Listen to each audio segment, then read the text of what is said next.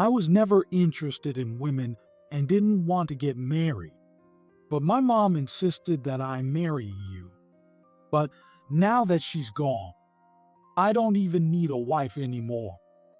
David hurled such insults at me, his wife. It was the day he returned from his business trip. A photo fell out of David's wallet. In the picture, David was with a woman in her 30s and a small boy, all smiling happily. It looked like a family photo. Folded with the photo was a piece of paper. It was a divorce paper, already signed by David. Moreover, David's name was already filled in. So he wants to divorce me and marry this woman? I decided to consult with my relatives, Tom and Laura. When I asked them what to do from now on, they came up with a proposal. While David was away for a week, I quickly submitted the divorce papers and carried out Laura's plan. Now I wondered how David would react when he returned to find our home completely changed. My name is Emily, and I'm a 45-year-old homemaker. I've been married into a prestigious family for over 20 years, but we don't have any children. The reason is that my husband, David, is the only son his parents had when they were older, and he likes to be the center of attention and dislikes kids. That said, from what I've seen, his parents are both good people and didn't seem to spoil him. It's just that David grew up with a possessive nature. I met David through a formal introduction. My first impression of him was that he didn't seem interested in women. Is this guy really serious about getting married? Looking at David, I hesitated about the marriage, thinking it was a rare, formal match even for that time. However, his mother, Mary, was an old acquaintance of my mom, and I had met her several times as a child. Mary, who seemed kind and gentle, really liked me. Mary took my hand and said gently, Emily, you will surely make David happy. That one sentence moved my heart. If he was raised by such a kind mother, he must be a good person. Thinking that, I decided to go through with the marriage. After we got married, we moved in with David's parents, but 2 years later, his father passed away in his 60s. Mary, deeply saddened, soon fell ill and required care. David, busy with his duties as the company president, left most of Mary's care to me with the help of a caregiver. 20 years later, despite my best efforts, Mary quietly passed away. Losing Mary, whom I adored, left me heartbroken. However, David didn't show any sign of sadness. On the contrary, he acted as if he now ruled the house. David had always been quiet at home since we got married. Since his father's passing, he had been working late every night as the president of the company he inherited from his parents. As a result, he rarely paid attention to our home, leaving important household decisions to me. But I didn't mind. He was a man of few words even during our formal introduction, and Mary had warned me that David was brusque and not very talkative, but not a bad person. So for the past 22 years, I accepted the lack of conversation between us as just the way things were. However, after Mary's death, David seemed to become harsher towards me. Tasks he used to do himself, he now ordered me to do in a yelling tone. Hey, I'm about to take a bath. Why haven't you got my clothes ready? What? You usually do it yourself. Don't what me. You're my wife. It's your job to take care of me. Sure, I'm a homemaker, so maybe I should do these small tasks, but he never asked for such trivial things before. I wondered what suddenly changed, but I complied. Oh, right. Sorry. I quickly got David's clothes ready. Was he just being considerate because I was taking care of his parents before? Maybe he couldn't act this way in front of them. I was just confused by David's sudden change in behavior. Being home all the time, I didn't have any close friends to talk to. The only person I could confide in was Laura, who often visited me during weekdays. Laura is married to Tom, David's cousin. Tom's father is David's father's brother, but since Tom had kids first, he's 5 years older than David, making him 50. Laura, his wife, is 48 and older than me, and she's someone I can always rely on for advice. Today, Laura came over again while our husbands were at work. Seeing me at the door, Laura looked concerned and peered at my face. Emily, what's wrong? You look pale. I touched my cheek and widened my eyes. Really? I didn't notice. Have you been going through something tough lately? You can talk to me if you want. I definitely had complaints about David lately. I started to tell Laura about how David had changed since Mary passed away. I found myself venting, but Laura listened quietly. I'm sorry. I haven't been able to talk to anyone about this, so I just ended up unloading on you. It's okay. It sounds tough. It's hard to believe David, who was always so quiet, suddenly changed and got so short-tempered. Laura seemed to be thinking about something. Her husband, Tom, is the vice president at David's company, and he often talks about work at home. Maybe Laura was recalling some stories about David at work. Then she looked at me as if she had an idea. David. Well, he seems like the type who wants to be in charge. From what I've heard, that's how he is at work. Her words were a revelation to me. Really? At home, David never seemed that way, so I never noticed. What does it mean to want to be in charge? David usually just sat quietly reading the newspaper at home, so I never thought about what other sides he might have. When I told Laura this, she smiled slightly and said, I have a friend in a similar situation. When they live with their in-laws, some husbands push the care of their parents onto their wives and act quiet at home. But when the parents pass away, they suddenly start acting more domineering. You might want to be careful. Thinking about it, she might be right. David now fits that description perfectly. Thanks, Laura. I'm glad I talked to you. I'll keep that in mind when dealing with David from now on. Sure. If anything comes up, just let me know.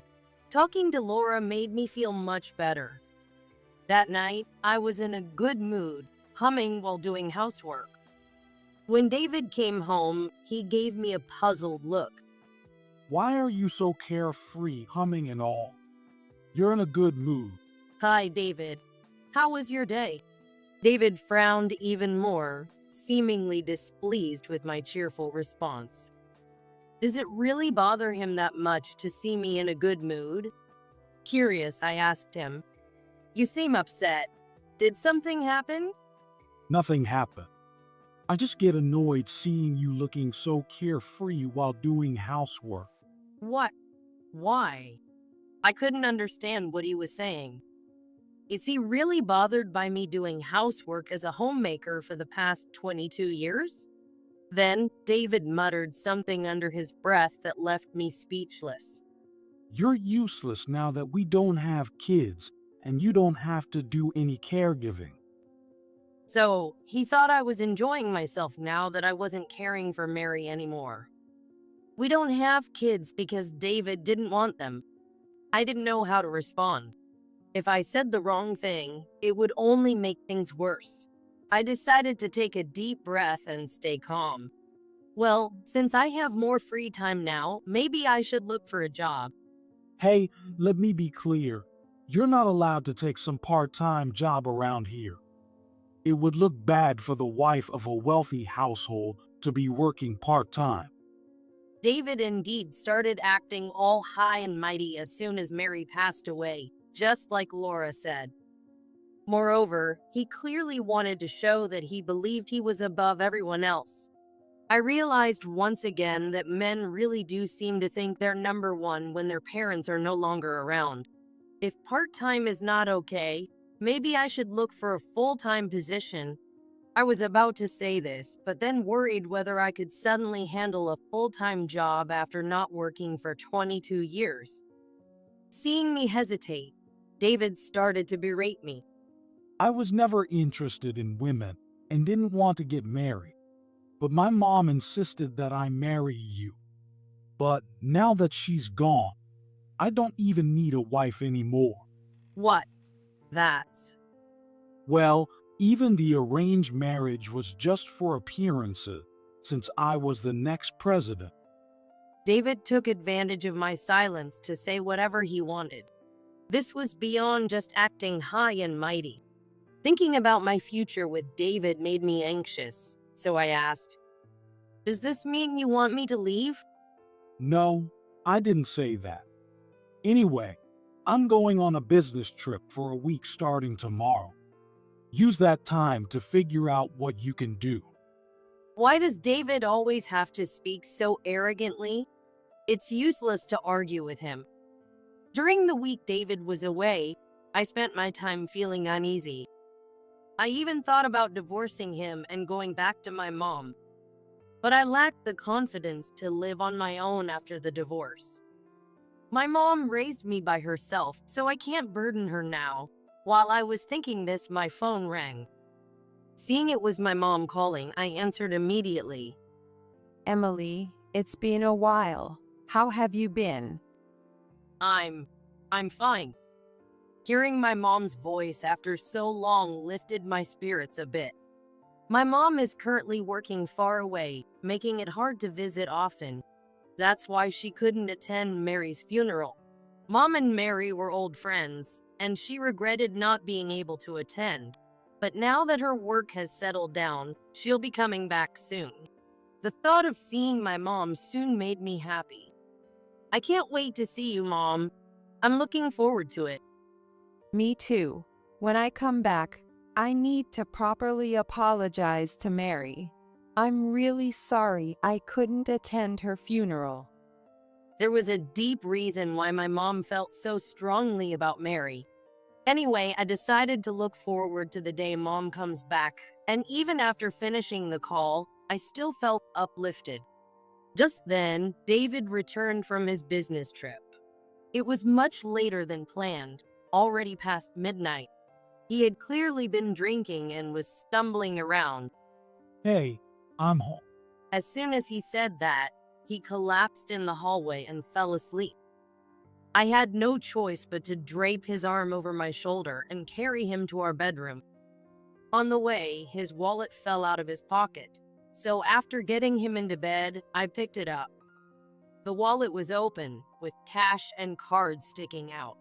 As I was picking them up and putting them back into the wallet, I noticed a small photo taken with an instant camera inside the wallet. Looking closer, I saw that it was a picture of David with a woman in her 30s and a small boy, all three of them looking happy together. It looked like a family photo. Alongside the photo was a small folded piece of paper that caught my eye. When I opened it, I realized it was a divorce paper. Moreover, David's name was already filled in. So he wants to divorce me and marry this woman? I shook David's shoulder to wake him up. David, wake up. David opened his eyes slightly, but then started mumbling in his sleep. Oh, Emily, put all my stuff away. What? Put everything away. Maybe he means the stuff from his trip, but he doesn't have that much luggage. At the hotel where he stayed, he could have his clothes clean, so he didn't have much to bring back. Maybe he was planning to leave this house after our divorce. But if that happened, I would become the head of the household. This house has been passed down through David's family for generations, so I can't make decisions about it on my own. The next morning, I decided to call Tom's house, the nearest relative. It was Sunday, so Tom was home, but Laura answered the phone. Hello, Laura. I'm sorry for calling so early. I need to talk while David is still asleep. It's okay. Mornings are fine. But it seems like something happened, right? I explained about the photo and divorce paper in David's wallet and how he told me to put all his stuff away. Laura, discussing with Tom, who was beside her, tried to come up with some good ideas to help. At that moment, I heard Tom's voice on the other end of the phone. A week-long business trip? Tom's curious tone made me wonder too. Laura, can you put Tom on the phone? When I asked Laura, Tom quickly took the phone. Hello. What's this about David being on a week-long business trip? Well, David often says he's on long business trips and is away from home for a week at a time. David's never had a business trip that long. At most, it's been 1 or 2 nights. Tom's words struck a chord with me. A fake long business trip, the photo with an unfamiliar woman and child. When I mentioned this, Tom seemed to realize something. Could it be? Emily, do you have that photo with you right now? Yes, I do. Can you send a picture of it to either my or Laura's phone? I quickly took a photo with my phone and sent it to Laura. After seeing the image, Tom told me, This woman, she's Emma. She used to work at our company. I knew it. "What do you mean, Tom?" I asked, and Tom sounded a bit uneasy. Well, this Emma was our office clerk until 2 years ago, but Tom explained that there had been rumors in the company about Emma having an affair with David, the president. She quit 2 years ago, and some employees speculated that she was pregnant at the time. If the child was conceived at that time, his age would match the child in the photo. If this is true, it's highly likely that David is the father. Was David visiting them while pretending to be on long business trips?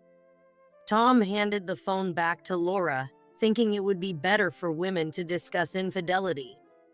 Emily, are you okay? Stay strong. By the way, I have an idea. Laura gave me some advice on what to do next. She and Tom had already discussed matters regarding our house. Since Laura and I talked about everything regularly, our conversation flowed smoothly. "Thank you, Laura. David will be away for a week starting the day after tomorrow, so I'll put the plan into action then."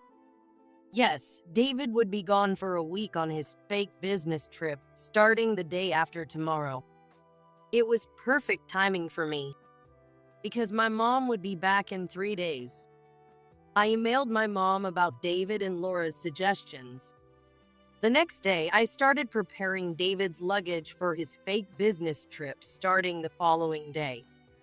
Seeing this, David looked impressed. Well, you can do it if you try. It would be great if you could always do things like this without being told. David didn't seem to remember what he said that night, likely because he was drunk. "Oh, I forgot to mention, my mom is coming back the day after tomorrow.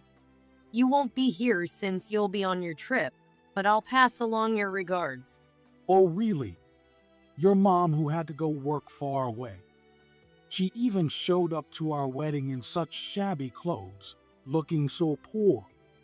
David always insults my mom like that. She wasn't working away. He just assumed we were a poor family because I was raised by a single mother. I don't bother correcting him anymore. The next morning, David left our house. I immediately started following Laura's plan. The next day, just before noon, my mom arrived at our house. Laura, who wanted to see my mom, came over too, and the three of us decided to go out for lunch. Even though my mom was visiting, she was busy with her work and could only stay for today. She had to leave again tonight. I read your email. You've been through a lot, but the house is so tidy now. Yes, I'm sorry. Since you just got back, there's nothing at home, so we have to eat out. Did you take care of my arrangements? Yes, everything is set. It was last minute, so I couldn't arrange to go with you, but I'm always waiting for you at my place. She handed me a plane ticket. That's great, Emily. Looks like everything will go smoothly now. I can't wait to see David's reaction when he gets back. Yes, it's all thanks to you, Laura. I wouldn't have known what to do on my own. I felt grateful to have such a strong ally in Laura. And I was lucky that my mom returned at the perfect time. Over the next 4 days, I quickly took care of all the arrangements and submitted the divorce papers.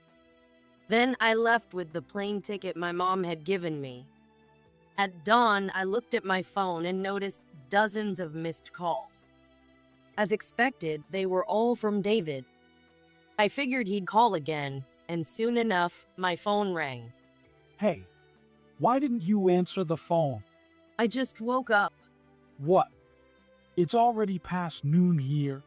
David said that, but where I was, it was still early morning. Well, that doesn't matter.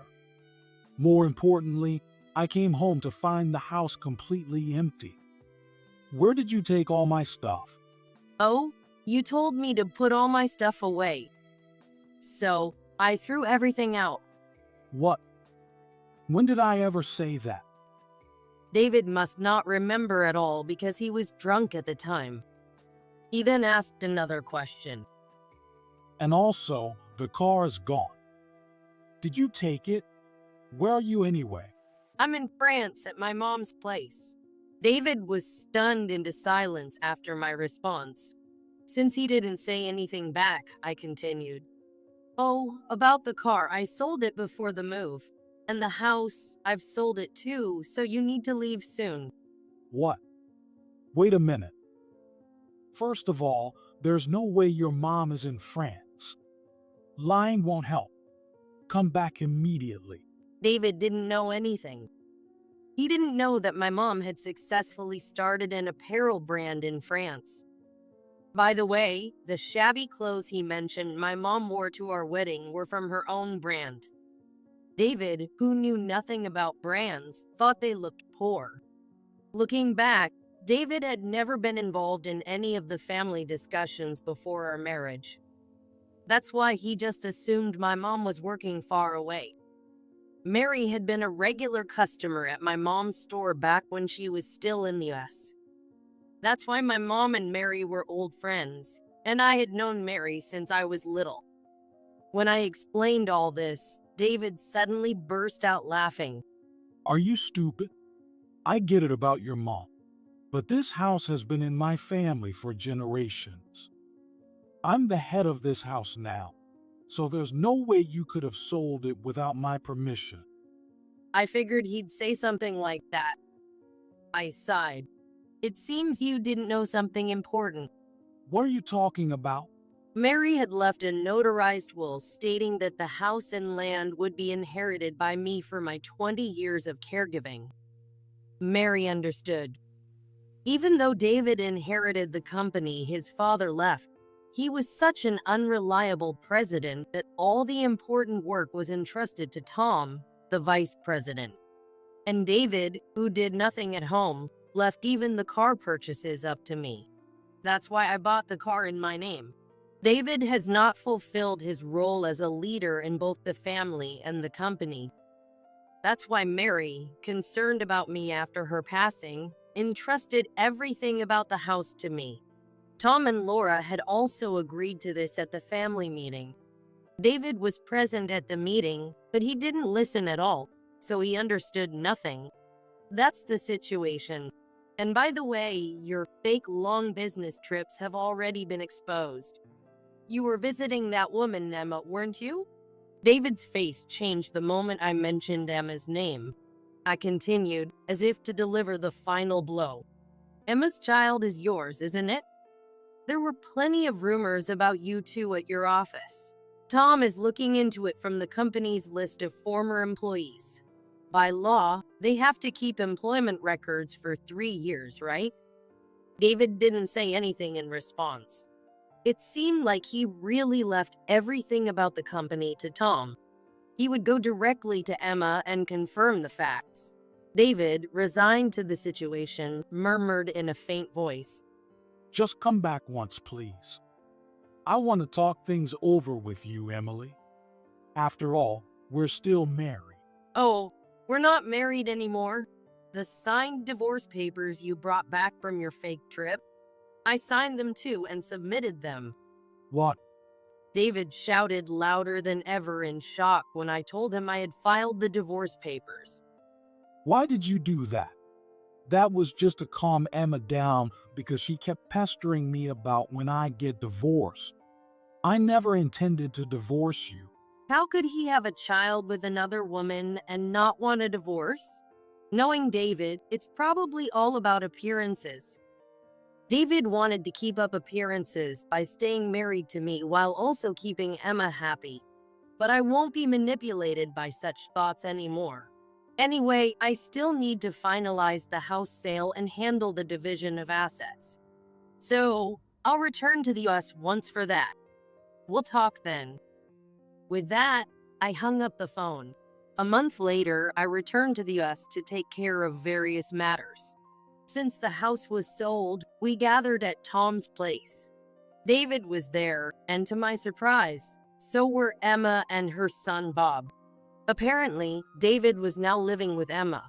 Emma, holding Bob, looked at me with a frightened expression. Well, I never intended to take David away. He forced himself on me, and now I'm busy raising our child. I can't pay any alimony. Emma seemed like a timid woman. That being said, she was desperately defending herself even before I had said anything. There's no need to be so scared. I won't ask you for alimony, David. You'll be the one paying it. David's eyes widened as I pointed at him. That's the same thing. If you take money from me, Emma and Bob's lives will become difficult. Apparently, they had done a paternity test, confirming that Bob was indeed David's child. Well, you cheated, so it's inevitable. Now you two just need to do your best. It looks like David will have to start job hunting too. David and Emma froze at my words. In fact, rumors had spread throughout the company that David's affair at work had resulted in a child and led to our divorce. As a result, a meeting was held without informing David, and it was decided that he would resign and Tom, the vice president, would become the new president. Laura kept me updated on everything. After I explained everything to David, Tom put a hand on his shoulder. So, David, you'll be resigning at the end of this month. David's eyes widened in shock, and he stood there motionless. Emma, holding Bob, started crying. I felt sorry for Bob, but from now on, David and Emma would have to support him as his parents. A while later, I received an email from David. According to the email, after losing his job, David was being supported by Emma working part-time. However, despite this, David didn't help with childcare at all. Unable to bear it any longer, Emma left Bob with her parents. With just the two of them, David's verbal abuse towards Emma only intensified. It was clear as day that if David said the same horrible things to timid Emma as he did to me, it would have a disastrous effect. Emma ended up crying and returning to her parents, never coming back. As a result, David fell into poverty and emailed me saying he didn't know what to do. When I didn't reply, he called. Emily, why are you ignoring me? It's all your fault for throwing everything away. I have no money, no job. What am I supposed to do now? Even though he paid alimony, he should have received his share from selling the house and land. Knowing David, he probably squandered it all due to his lack of financial sense. As David kept throwing his selfish complaints at me, I decided to respond in kind.